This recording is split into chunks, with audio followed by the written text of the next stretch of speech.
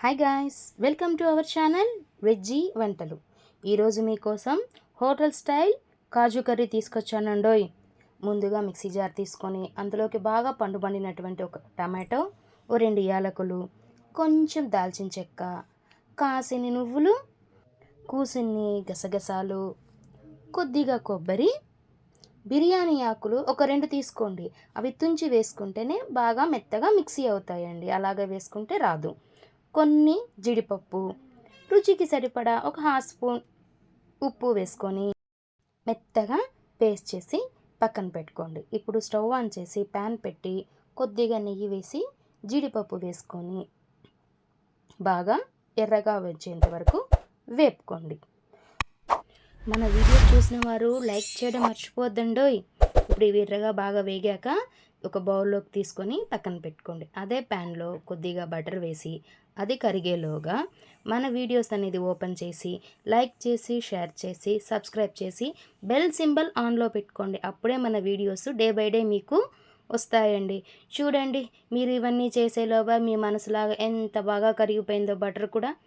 ఇప్పుడు కొద్దిగా జీలకర్ర, చిటికెడు పసుపు వేసి ఒకసారి ప్యాన్ అంతా అయ్యేలాగా తిప్పుకోండి. ప్యాన్ మాత్రమే తిప్పండి, మీరు తిరగద్దండి.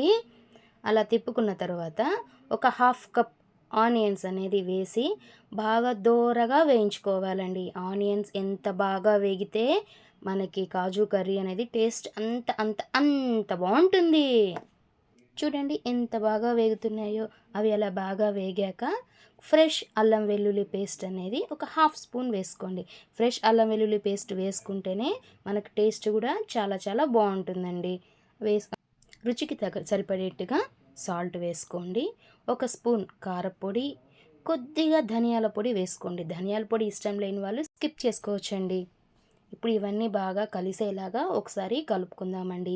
ఈ కారం, ఉప్పు, ధనియాల పొడి అనేవి మన ఆనియన్స్కి బాగా పట్టాలండి. అందుకని బాగా కలుపుకొని ముందుగా మిక్సీ పట్టుకున్నటువంటి టమాటా పేస్ట్ని వేసి ఒకసారి కలుపుకొని కొంచెం వాటర్ కూడా వేసుకొని బాగా కలుపుకోవాలండి. ఎంత బాగా కలుపుకోవాలంటే ఈ మసాలాలన్నీ టమాటా పేస్ట్కి బాగా పట్టేలాగా కలుపుకోవాలండి.